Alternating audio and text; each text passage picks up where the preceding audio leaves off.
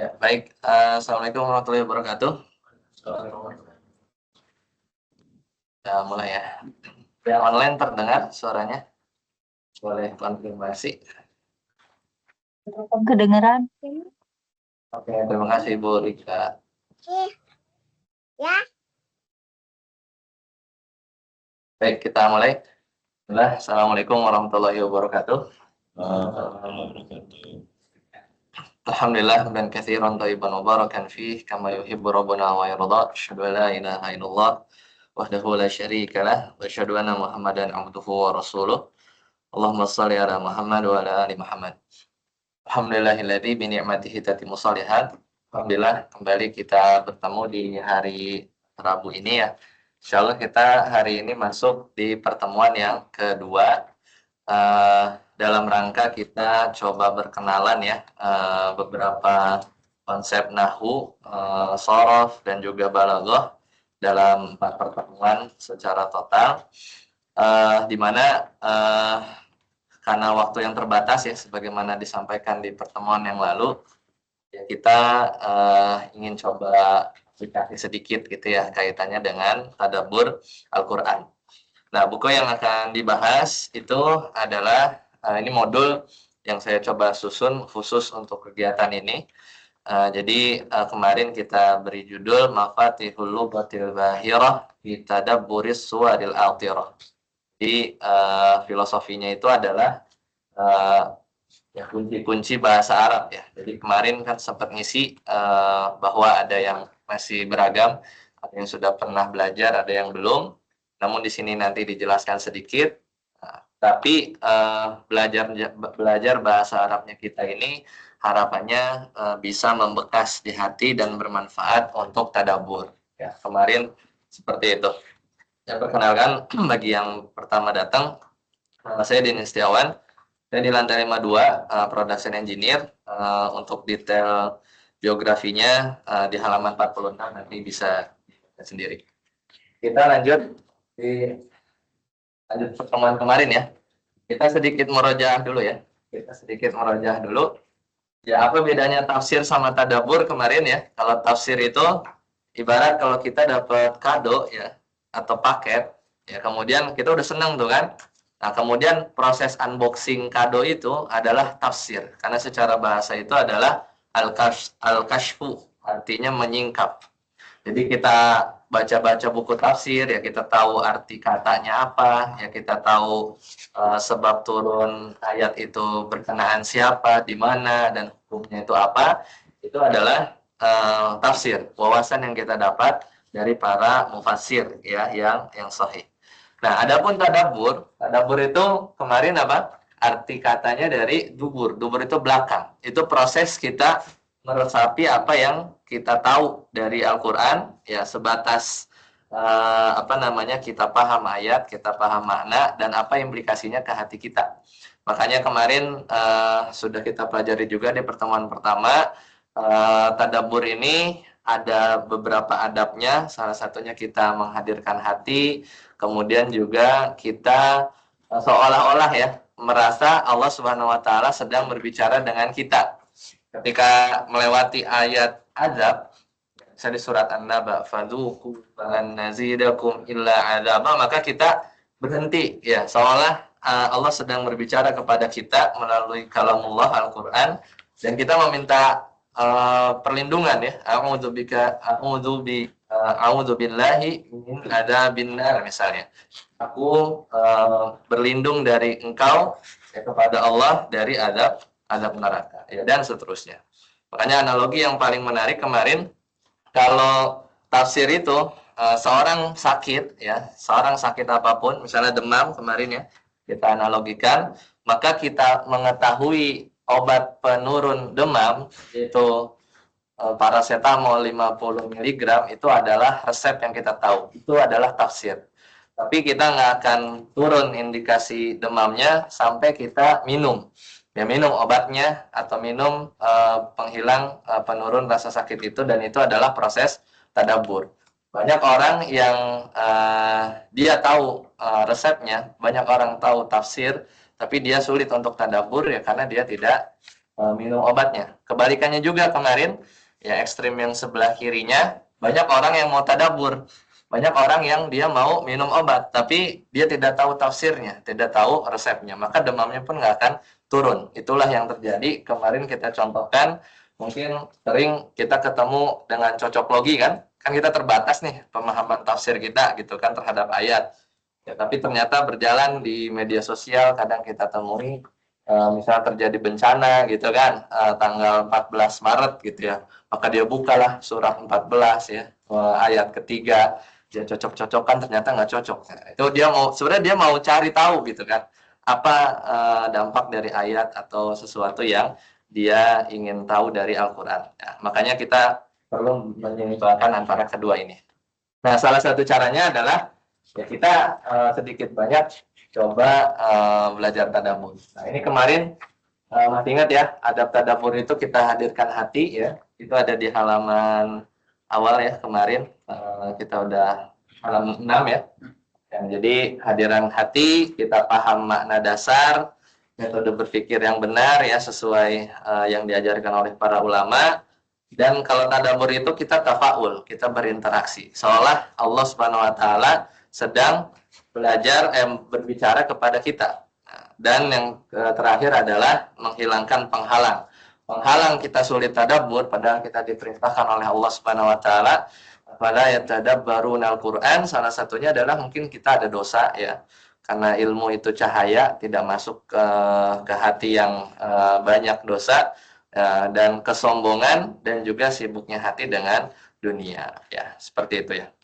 Ya, hari ini pertemuan kedua.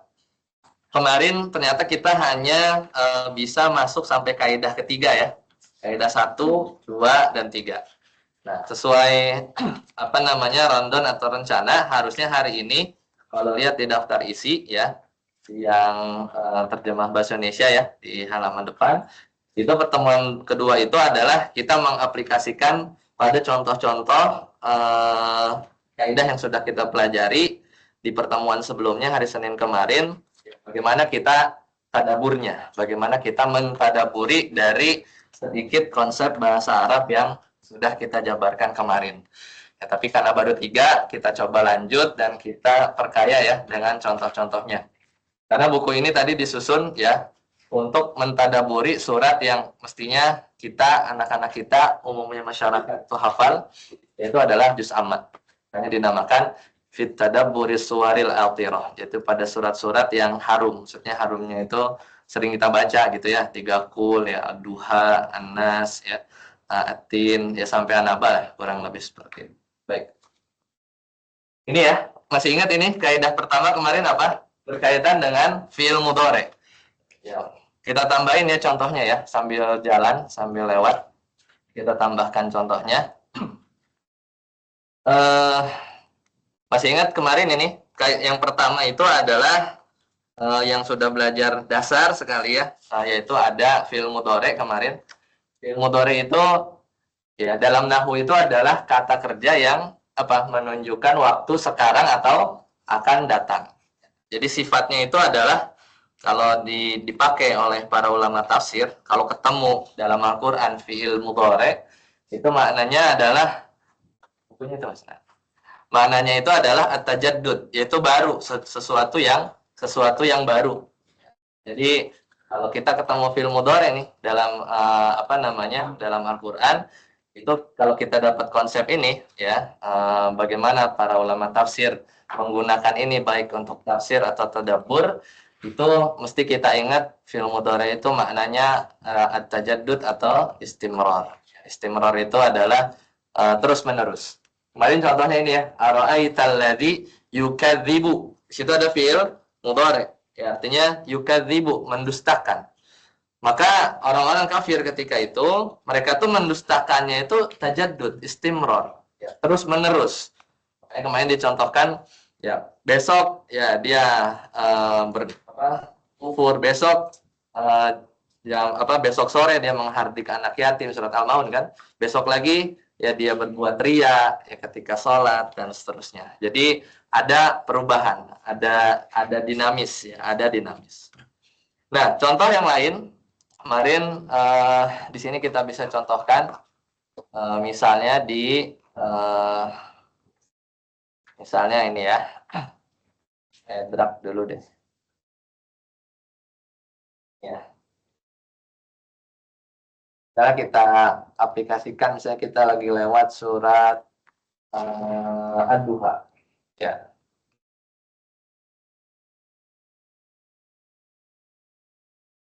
Bentar. Oh ini, sorry. Kebayang ya. Soalnya banyak di sini ada beberapa fiil. Contohnya sini ya. Allah Ta'ala berfirman, wadduha. Ya. Wadduha. Yaitu demi waktu duha. Ya. Walaili idza saja. Belum ketemu nih fiil mudhari kan ya. Ma wadda'aka rabbuka wa ma qala. Ini belum ketemu fiil mudhari, masih fiil madhi. Walal akhiratu khairul laka minal ula. Nah, di sini ketemu nih. Yu'ti. Ada di situ ya? Atau yu'tika di sini ada ya. Fatardo ini udah mulai ada fi'il mudhari ya. Wala saufa yu'tika rabbuka fatardo. Alam yajidka yatiman fa'awa ya, wa wajadaka dhalan fahada wa wajadaka 'ailan fa'aghna fa ammal yatima fala taqhar ya. Nah, di sini kita akan lihat yu'ti ya. Maka di sini kita lihat bahwa kelak Allah Subhanahu wa taala, ya ini kan kisahnya tentang Nabi SAW ya, diberikan penyemangat ya setelah tidak lama turun wahyu, dan Allah berjanji di ayat kelima pasti Allah akan memberikan apa? Karunia-Nya. Dan di sini menggunakan apa? Menggunakan fiil mudhari. Maka Allah akan berikan pemberian ya, itu terus menerus ya, terus menerus. Jadi besok diberi lagi, besok diberi nikmat lagi ya, dan seterusnya. Atau yang biar kebayang lagi misalnya yang relate ya, misalnya di surat An-Nasr ya, bisa kita lihat. Nah ini ya, hafal semua ini ya, surat An-Nasr ya. Allah Ta'ala berfirman, idza jaa nasrullahi wal fath ya. Sebagian ulama menyebutkan asbab turunnya ini di Fathu Mekah. Tapi sebagian lain bilang setelahnya. Dan ini adalah satu surat yang menandakan bahwa umur Nabi SAW itu sebentar lagi akan habis lah, sudah akan menuju wafatnya. Namun di sini yang menarik, jadi kan ketika pertolongan Allah dan kemenangan itu datang, kemudian di sini Allah bilang wa ra'aitan nasa yadkhuluna fi dinillah. Maka kalian akan lihat manusia yadkhuluna ya, tidak menggunakan dakhilun misalnya, pakai isim, tapi pakai fiil, dan fiilnya mudhari. Ya, dan kita akan lihat manusia masuk, dan masuknya ini adalah bukan satu gelombang habis itu selesai, tapi terus menerus. Maknanya apa? Istimror tadi ya, at-tajaddud. Jadi kita akan lihat pasca Fathu Mekah itu terus merembet. Besok ada lagi masuk Islam, besok ada kabilah lagi masuk Islam, bahkan sampai hari ini. Ya, bahkan sampai hari ini. Nah, jadi kita melihat fi'il mudhari menjadi lebih luas ya maknanya. Jadi selain dia menunjukkan sekarang atau akan datang, ya, kalau kita ketemu ayat-ayat yang di situ terlewat fi'il mudhari, maka kita ingat para ulama tafsir itu menggunakan atau mengaplikasikannya dalam tadabbur dan tafsir itu untuk menunjukkan sesuatu yang tajaddud. Ya, jadi berulang atau baru ya, atau baru. Ya. Kemudian yang selanjutnya kita balik lagi ke slide. Nah, ini kemarin ya kita murojaah sedikit. Kemarin kita udah kenalan dengan apa? Kalian jumlah ismiyah, kalimat yang diawali dengan isim. Kemarin kita contohkan al-jabalu tawilun. Itu gunung ya, tinggi, tawil. Di Al-Qur'an banyak yang kalimat-kalimat yang dibuka dengan kata benda. Misalnya di surat Al-Ikhlas ya. Allahus Samad. Masih enakan frame yang ini. Ya. Jadi Allah Ta'ala berfirman, Qul huwallahu ahad. Allahus Samad. Maka kita ketemu kan di sini ada kata as-samad. Ya, as-samad ini dia datang dalam bentuk dalam bentuk isim. Ya, nggak ada fiilnya di sini kan, nggak ada kata kerja. Jadi dia datang dalam bentuk isim, kata benda. Dan isim atau kalimat yang diawali dengan isim itu punya faedah at-thubut, artinya permanen. Ya, jadi dari dulu hingga sekarang, ya atau ajak lah misalnya, nggak berpindah-pindah. Tidak terjadi sesuatu yang baru besok ada, besok nggak ada, besok ada. Nah itu tidak seperti itu jika karakteristik kalau kita ketemu kalimat yang diawali kata benda. Maka tadaburnya seperti apa? Maka kalau kita ya sedang ada masalah kemarin ya, maka kita bertawakal hanya bergantung kepada Allah Subhanahu wa taala saja. Dan ketika lewat ayat ini Allahus Samad, maka kita bergantung pada sesuatu yang subut tetap. Nggak angot-angotan. Kalau kita bergantung sama orang tua ya sebatasnya saja kan, atau bergantung pada manusia ya besok dia nolong, besok enggak. Besok dia nolong, besok kadang dia jahat, besok baik gitu kan.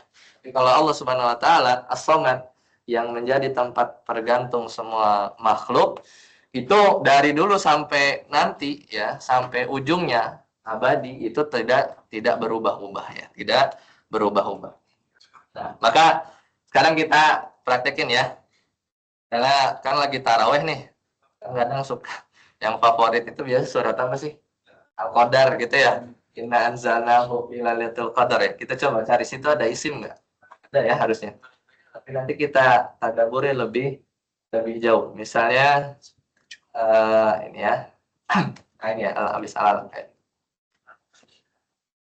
Kita ambil contoh saja ya, kita ambil contoh. Apa tadi konsepnya? Kalimat yang diawali oleh kata benda isim. Dalam nahwu dasar ya, teman-teman yang udah belajar, Bapak Ibu sekalian, itu namanya jumlah ismiyah. Kita baca. Allah Ta'ala berfirman, ya, A'udzubillahi minasyaitonirrajim. Inna anzalnahu fi lailatul qadar. Nah, di sini ada fiil ya. Jadi kalimat masih jumlah fiil ya. Wa ma adraka ma lailatul qadar. Lailatul qadri khairum min alfi syahr. Tanazzalul malaikatu warruhu fiha biidzni rabbihim min kulli amr. Nah, di sini kan malaikat turun ya. Ini juga menarik, nanti ada satu kaidah yang kita bisa pakai contoh nomor 4 ini. Kaidah nomor 7 mungkin ya. Nah, tapi di sini menarik di sini. Ya nomor 5 Allah bilang salamun hiya. Salamun hiya. Artinya keselamatan ya, tidak menggunakan atau ayat ini dibuka dengan fiil misalnya aslama atau yuslimu ya, tapi menggunakan fiil. Berarti ini indikasi atau kita ketika mentadaburi kesejahteraan, keselamatan. Dia kan waktu Lailatul Qadar itu kan pas teng habis maghrib sampai fajar, sampai fajar. Lumayan. Jadi siapa kita beribadah di situ tahu semua faidahnya. Maka keselamatan di malam Lailatul Qadar ini sifatnya tetap. Enggak habis isya ntar kosong gitu ya. Kemudian nanti jam 12 ada lagi malaikat turun, enggak. Terus turun. Tanazzalul malaikat. Ya, tanazzalul malaikat. Dan keselamatannya itu saling sifatnya permanen ya. Bukan hilang nanti ada lagi seperti itu. Nah, ini Al-Qadar. Jadi tidak ada malam ganjil itu nggak ada dong? Hah? Nggak ada malam ganjil. Nah itu menariknya sebenarnya. Kalau dulu awalnya Lailatul Qadar itu sesuatu yang spesifik diketahui tanggalnya. Cuman karena ada pertengkaran antar sahabat ya, kemudian yang harusnya rawinya tahu tanggal berapa gitu ya, maka dibuat lupa. Nah itu sebenarnya faedahnya sekecil maksiat apapun atau pertikaian gitu ya antar saudara itu menghilangkan keberkahan. Salah satu hilangnya keberkahan itu adalah yang tadi tidak diketahuinya malam Lailatul Qadar. Nah, kemudian yang kedua, perputaran karena kita tidak tahu ya malam itu kapan, ya maka ya yang kita tahu ya semua dalil yang sahih itu bilang di 10 hari terakhir ya, kemudian bahkan para ulama lebih condong kepada untuk menghidupkan semuanya, baik itu yang ganjil atau yang malam yang genap. Nah itu yang kita bisa kaitkan ya, bagaimana para ulama fikih menyebutkan tentang hal ini. Nah kemudian Selanjutnya, misalnya yang paling dekat ya, di sini ada Al-Kafirun. Nah ini. Ini kan kalau surat Al-Kafirun itu eh, singkatnya Nabi Muhammad SAW diminta untuk sehari ganti agama gitu ya, nyembah Tuhan saya, kemudian besoknya nanti orang kafir nyembah Allah gitu kan. Kurang lebih seperti itu singkatnya latar belakang dari surat ini. Tapi ketika ayat ini turun, kul, katakanlah wahai Nabi Muhammad SAW, ya ayyuhal kafirun, ya orang-orang kafir. La a'budu ma ta'budun. Nah, di ayat kedua ini pakai pakai apa namanya? Pakai fiil. Pakai kayak tadi kaidah yang pertama. Fiil mudhari ya. A'budu kan. La a'budu ma ta'budun. Aku tidak akan menyembah ma ta'budun. Apa yang kamu sembah. Nah, cuma di sini di ayat ketiga seperti langsung dijudge oleh Allah Subhanahu wa taala bahwasanya orang-orang kafir ya apa namanya itu memang ya terutama konteksnya ketika ayat ini turun Allah bilang wala antum abiduna dan kalian ya dan kalian nih di situ salah satunya tuh ada ada Abu Jahal ya yang orang-orang yang nanti di ayat yang lain dalam histori Islam itu tidak pernah tercatat dia masuk Islam terus kemudian dia murtad, tapi memang permanen kekufurannya. Misalnya ada Abu Thalib gitu ya, paman Nabi yang sangat baik, tapi pada akhirnya tidak ya. Kemudian bahkan yang sudah dicap di satu surat ya, Tabbat Syada Abilah Abi Watab, itu dia terus ya tidak berubah. Maka di sini Allah Ta'ala bilang wala antum abiduna ma a'bud. Jadi kalian itu memang udah Allah takdirkan ya beberapa orang yang ketika itu yang dimaksud oleh ayat ini itu tidak akan pernah menyembah. Jadi dia tetap dalam kondisi agama mereka. Jadi tidak berubah sama sekali. Ya, jadi itu salah satu bentuk ya kita melihat ya satu persatu kaidah-kaidah yang kita udah pelajari kemarin. Ya, jadi Allah menggunakan kata benda abidun ya abidun dari sini penyembah bukan bisa aja kan ayatnya misalnya menggunakan kata kerja wala antum ya'buduna misalnya ya'buduna. Ya, jadi ini menunjukkan karakter kekafiran mereka itu udah stuck ya, udah permanen pasti menolak gitu ya apa yang diajak oleh Nabi Muhammad SAW. Ya, jadi kita bisa melihat seperti itu. Ya. Kita balik lagi ke kaidah yang ketiga. Ini ya, ini kemarin juga sampai sini ya. Jadi nakiroh dalam bahasa Arab ya, kata yang biasanya ditanwin atau ada alif lamnya itu maknanya adalah dia sudah spesifik ya, sudah tertentu. Sedangkan yang tanpa ada alif lam, maka dia disebut nakiroh dalam bahasa Arab. Nah, di sini kaidah tafsirnya yaitu di halaman berapa? Halaman 9 ya. Ini tergantung konteks ya, lihat halaman 9. Jadi kadang sesuatu yang umum, indefinite, jadi kalau bahasa Arab itu nakiroh, itu bisa menunjukkan sesuatu yang agung, tafkhim namanya, atau menunjukkan at-tahkir. Tahkir itu menghina, ya, menghina. Ada dua. Ya, contoh kalau di sini kemarin kita disebutkan fahuwa fi 'aisyatir radiyah, surat Al-Qari'ah. Ini jadi Allah Ta'ala berfirman fahuwa fi 'aisyatir radiyah, maka dia berada aisyatin di dalam kehidupan radiyah yang sangat memuaskan, tapi nggak spesifik. Nah, jadi kita disuruh bayangkan ya, suruh membayangkan bagaimana nikmat dari surga ya bagi orang-orang sakulat mawazinu, yaitu yang timbangan amalnya lebih berat ya. Jadi kesannya itu kehidupannya banyak ya, apa namanya, tidak tergambarkan oleh apa namanya, imajinasi orang yang masih hidup di dunia. Ya, jadi berarti ini masuk ke mana? Masuk yang tafkhim, sesuatu yang sangat sangat agung ya, sangat sangat agung. Ya, jadi menunjukkan sesuatu yang sangat agung atau sangat besar. Kadang kita bisa lihat juga misalnya sesuatu yang kemarin ya dicontohkan ini yusron ya. Ini juga sama, konteksnya sesuatu yang besar. Kalau ini kemarin penjelasannya adalah fa inna ma'al usri yusron. Maka setiap kesulitan, kesulitan dia pakai alif lam kan? Kesulitan dia pakai alif lam. Berarti kesulitannya sudah definite, ya, sudah tertentu.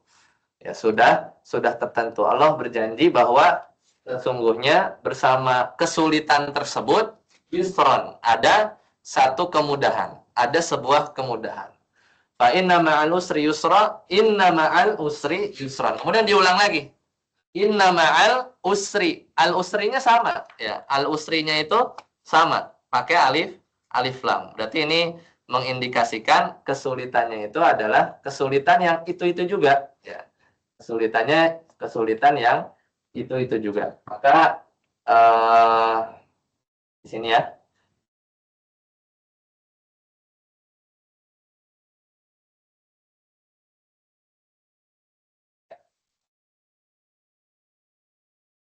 Nah, di sini kan, fa inna ma'al usri yusron. Kemudian diulang lagi, inna ma'al usri yusron. Jadi al usr yang di ayat 5 dan 6 itu kesulitan yang sama, sedangkan yusron yang nakirah itu adalah kemudahan yang baru. Makanya kemarin kata Ibnu Abbas, la yaglibul usra yusroin, tidak mungkin satu kesulitan mengalahkan yusroin dua kemudahan. Ya, itu contoh, berarti ini sama ya, konteksnya kata nakiroh ini menunjukkan sesuatu yang besar, sesuatu yang besar. Kita lihat misalnya yang menunjukkan satu kengerian, misalnya di al-fil ya, al-fil. Itu juga ada nakiroh, tepatnya di, nah ini, toiron ababil. Wa arsala alaihim toiron ababil. Dan Allah Subhanahu wa taala mengutus kepada mereka toiron, itu burung, ya, burungnya itu nggak dikasih at-toir, tapi toiron. Berarti nggak orang apa kayak misal Abdul Muthalib ketika itu kan saksi hidupnya, ya kan, yang apa mereka terkenal perkataannya, biarlah Ka'bah itu yang jaga yang punya gitu kan. Kalau saya urusannya onta-onta saya ini jangan diapa-apain gitu kan, kata Abdul Muthalib. Nah, maka berarti wa arsala alaihim toiron. Toiron ini sesuatu yang orang-orang Quraisy ketika itu nggak pernah lihat itu burung, ya, sesuatu yang indefinite buat mereka. Ababil, dan burungnya tuh nggak dikenal, ya. Kan kalau burung kalau kita umroh mungkin kan merpati gitu ya, sering kita lihat gitu. Tapi ini burung nggak kenal, jenis yang baru, bahkan ngeri, ya, ababil, berbondong-bondong. Jadi tidak bisa didefinisikan ya bahkan oleh ilmu biologi saat ini. Tidak, karena itu kan barang yang lain ya, makhluk yang Allah utus dari ya apa namanya, alam yang lain, membawa ya batu ya, dalam sebagian tafsir. Nah, ini menunjukkan nakirohnya ini menunjukkan sesuatu yang sama. Ya, dia menunjukkan sesuatu yang kengerian. Oke. Selanjutnya, yang keempat. Silakan dibuka halaman 10. Nah, di sini ya, yaitu kaidah keempat, fi'il madi. Tahu fi'il madi? Fi'il madi itu adalah kata kerja yang menunjukkan masa lampau. Ya, masa lampau. Sudah. Kalau kita terjemahkan secara letterlet di kamus, artinya kalimat atau kata kerja yang menunjukkan masa lalu. Nah, tapi saking perkara atau kejadiannya itu hampir dipastikan itu bakal terjadi, ya, meskipun periode waktunya itu akan datang, karena saking yakinnya itu memang pasti hak terjadi, sesuatu yang akan terjadi di masa mendatang Allah sampaikan dalam Al-Qur'an dalam bentuk fi'il madi, seolah-olah sudah terjadi. Nah, ini kan menarik ya.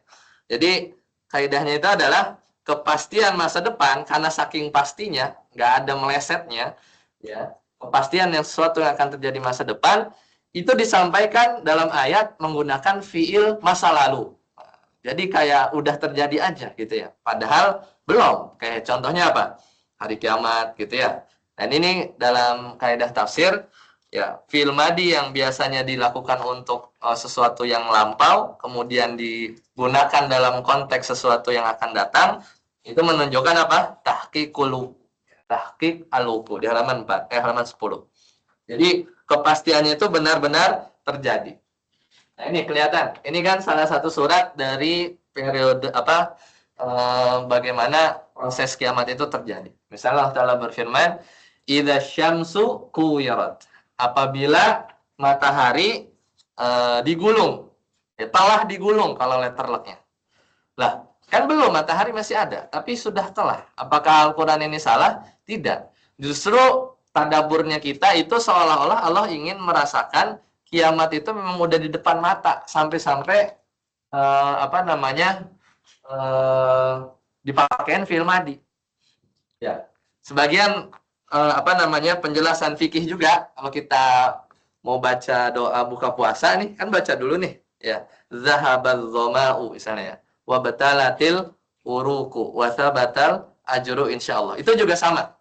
Sesuatu yang ya memang bentar lagi kita akan buka gitu ya. Bentar lagi akan buka. Atau yang paling sering itu kalau lagi sholat. Qad qamat, orang qomat kan dia pakai fi'il madi tuh. Qad qamat as-shalah. Qad qamat as-shalah, gitu kan? Sungguh, kalau letter luck-nya, sungguh sholat telah didirikan. Padahal sholat belum. Ya, baru akan mulai. Tapi kan emang udah dikit lagi, ya, udah sesuatu yang pasti akan dilakukan setelah itu, ya maka lafaz qomat pun menggunakan fi'il madi. Ya. Seperti itu ya. Kalau di sini dicontohkan surat At-Takwir. Ya. Kayak misalnya tadi di An-Nasr, idza jaa, pakai jaa, fi'il madi. Telah datang pertolongan. Padahal bagi yang berpendapat ayat itu turunnya sebelum Fathu Mekah, Fathu Mekahnya udah belum? Belum. Ya, tapi udah, berarti kan kayak janji. Idza jaa nasrullah, telah datang pertolongan Allah. Padahal belum. Berarti itu menunjukkan apa? Tahqiqul wuqu. Jadi kepastian akan terjadi di masa yang akan datang. Nah, itu kadang kita lihat dalam Al-Qur'an seperti itu. Nah, kemudian kita geser yang kelima, ya. Kelima ini yaitu kadang kita temukan ada isim zohir. Isim zohir itu adalah sesuatu yang jelas, bukan pakai kata ganti. Kan kita bisa ungkapkan dalam bahasa Arab dengan kata ganti kan, misalnya huwa, hiya gitu. Tapi diganti dengan isim zohir. Isim zohir itu nama, misalnya Muhammadun, Allah, itu isim zohir namanya. Nah, kita menempatkan isim zohir sebagai ganti ya dhamir ya. Jadi kan kalau hemat, kalau dalam membuat kalimat itu kan biasanya, atau kita membuat paper kan, biasanya kita definisikan dulu kan sesuatu yang bukan singkatan, dijabarin dulu, baru setelahnya singkatan gitu kan. Sama, kadang dalam kalimat juga kita jabarin dulu isim zohirnya, misalnya kita lagi ngomongin Budi gitu misalnya. Kemudian nanti kalimat selanjutnya nggak pakai budi lagi, pakai dia gitu, karena sudah merujuk kepada satu isim zohir. Nah, di sini kalau harusnya sebenarnya bisa diganti itu dengan domir, tapi Allah Subhanahu Wa Taala turunkan ayat mengulang lagi isim zohir. Maka itu kaidah tafsirnya adalah, atau tadaburnya nanti kita, berarti ya sesuatu yang diulang itu sesuatu yang sangat penting, ya, sesuatu yang sangat agung. Ya, misal di Al-Ikhlas ya, kan dikatakan gini, Qul huwallahu ahad. Katakanlah Allah adalah yang Maha Esa. Kan bisa aja ayat 2 kan udah ada Allah, tinggal huwa as-samad, gitu kan? Bisa aja kayak gitu. Qul huwallahu ahad, Allahus samad. Ya, tapi pakai Allah lagi. Nah, ini menunjukkan Allah ini benar-benar ya sesuatu yang agung, diulang. Sama di An-Nas juga. Itu kayak boros ya, tapi enggak. Qul a'udzu birabbin nas, malikin nas. Padahal kan bisa aja malikihim gitu kan. Malikin nas, ilah ilahin nas. Bisa aja kan ilahihim misalnya. Bisa aja kan gitu. Tapi diulang-ulang. Nah, jadi padahal itu bisa digantikan dengan sesuatu yang isim domir, kata ganti. Sama di al-bainah juga. Ya, al-bainah juga. Al-bainah diulang. Jadi menegaskan kebenaran yang sangat terang benderang. Ya, terang benderang. Lanjut di halaman selanjutnya, halaman 12. Ya. Nah, ada ya, dalam bahasa Arab itu ada konsep ziyadatul mabna. Jadi kadang dalam bahasa Arab itu ada tambahan-tambahan huruf. Jadi huruf-huruf dalam Al-Quran itu kalau kita nambah satu huruf ya atau apa namanya satu huruf misalnya kita tambah atau berubah katanya, maka itu hampir dipastikan ada tambahan makna. Jadi perubahan huruf apapun lah. Nah, ini pasti yang sudah belajar sorof itu paham bahwa satu kata ini kalau udah dirubah ya ke wazan yang lain, misalnya kita punya di sini kalau di buku ghafaro. Ghafaro artinya apa? Mengampuni. Tapi kalau ghafaro ditambahin alif, sin sama ta menjadi apa? Istaghfaro, yastaghfiru. Itu artinya apa? Meminta ampun. Ya, jadi ada tambahan makna. Yang paling sering diulang ya kalau misalnya Bapak Ibu sekalian mungkin dengar kajian gitu ya tentang sabar ya atau sabarnya Nabi Yakub gitu ya. Kadang kan kita dengar wasbir, bersabarlah. Tapi dalam Al-Quran kadang kita dengar wastobir, ya ada to-nya. Gitu. Tapi artinya sama, sabar. Tapi sabarnya ya lebih kuat lagi aja gitu ya. Jadi ada satu tambahan dalam Al-Quran, satu huruf pun nambah, kaidah tafsir atau tadaburnya itu mesti ada tambahan makna ya. Mesti ada tambahan makna. Ya, seperti itu. Baik, sampai nomor 6. Silakan kalau ada pertanyaan atau ada yang mau mungkin lagi tilawah ya. Kemudian ketemu ayat ya. Yang mungkin lewat ya. Pasti kalau dibahas di Al-Qur'an ya, kalau fiil pasti kalau udah fiil madi, mudhari, fiil amar ya. Mungkin ada yang punya apa namanya insight, silahkan atau pertanyaan.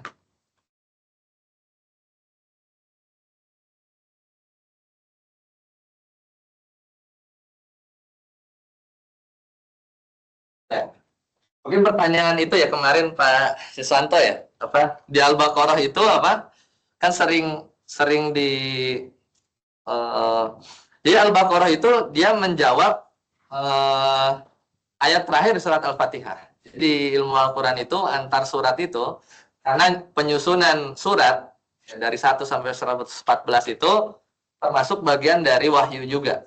Jadi yang ngaturnya itu Nabi Muhammad SAW.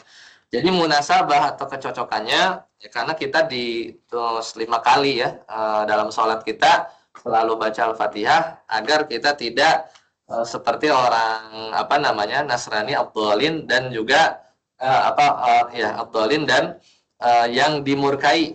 Maka setelah itu di Al-Baqarah banyak menjelaskan tentang Bani Israel atau orang-orang Yahudi. Nah, tapi memang karena fase periodenya, kenapa salah satunya kenapa banyak ya, dan Al-Quran juga bukan kitab sejarah, karena banyak nabi-nabi ya, itu dari kalangan Bani Israel sejak Nabi Ishak dan Ismail. Ya, gitu. Jadi estafet khalifah itu banyak di situ. Dan ayat khalifah juga di situ juga. Itu Al-Baqarah kalau dibelah 2 nih, pas 286 bagi 2 itu pas di ayat di awal-awal juz 2 ya. Wa kadzalika ja'alnakum ummatan wasata. Jadi benar-benar tengah. Jadi menarik tuh ya. Ini bukan cocok logi, memang ada apa namanya para ulama bikin juga ya. Jadi dalam menyampaikan ayat, jadi Al-Quran itu surat itu nggak kayak kita bikin karya tulis, pembukaan, isi, penutup. Tapi enggak, dalam Al-Quran itu kadang, dan ini jadikan orientalis ya, sama orientalis sebagai bahan bahwa Al-Quran itu enggak teratur. Padahal enggak, kalau dilihat, ada yang sifatnya itu intinya itu di tengah, ada sifatnya itu intinya di akhir, ya, kayak di surat Al-Qadar intinya di mana? Di akhir. Ya, intinya di akhir. Jadi memang bukan karya tulis seperti manusia. Sama juga di Al-Baqarah itu bagian tengahnya itu pas banget tepat bahwa kita diutus oleh Allah Subhanahu wa taala untuk menjadi orang yang pertengahan, tidak seperti yang maghdub, tidak seperti yang dhalim. Itu pas di ayat wakadzalika ja'alnakum ummatan wasata. Itu pas banget. Dibagi dua itu 286 bagi dua. Itu alasan pertama karena banyak nabi dari sana. Kemudian Bani Israel juga ya tempat banyak sejarah terjadi mau nggak mau ya, Nabi Musa, ya, Nabi Isa, ya, dan juga istimewanya karena beliau Bani Israel itu banyak diutus para nabi. Dan terakhir konteks sosialnya Al-Baqarah itu adalah surat-surat Madaniyah. Madaniyah itu adalah surat-surat yang turun pasca Nabi hijrah. Dan konteksnya adalah konteks sosial Madinah. Dan orang-orang Madinah langsung head to head sama ex Bani Israel, orang Yahudi. Ya, dan nama suratnya juga adalah tadi ya sapi betina ya, karena seolah ya itulah banyak tanyanya mereka kan. Jadi jangan sampai kita ya itu seperti mereka yang ketika diperintah, kalau orang Islam slogannya atau para sahabat ya sami'na wa ata'na, tapi bukan sami'na wa asaina. Dia orang banyak tanya tapi nggak dikerjain juga tuh. Itu kata kuncinya di sapi betina seperti itu. Jadi itu salah satu alasan lah ya yang dijabarkan oleh para ulama tafsir. Baik. Baik, kalau tidak ada pertanyaan lagi, berarti nanti kita lanjut kaidah 7, 8, 9, dan nanti mudah-mudahan kita masih bisa selesaikan. Sampai sini dulu pertemuan di kedua ini karena waktu yang terbatas. Saya akhiri. Subhanakallahumma bihamdika asyhadu an la ilaha illa anta astaghfiruka wa atubu ilaik. Wassalamualaikum warahmatullahi wabarakatuh. Waalaikumsalam warahmatullahi wabarakatuh. Saya udah punya.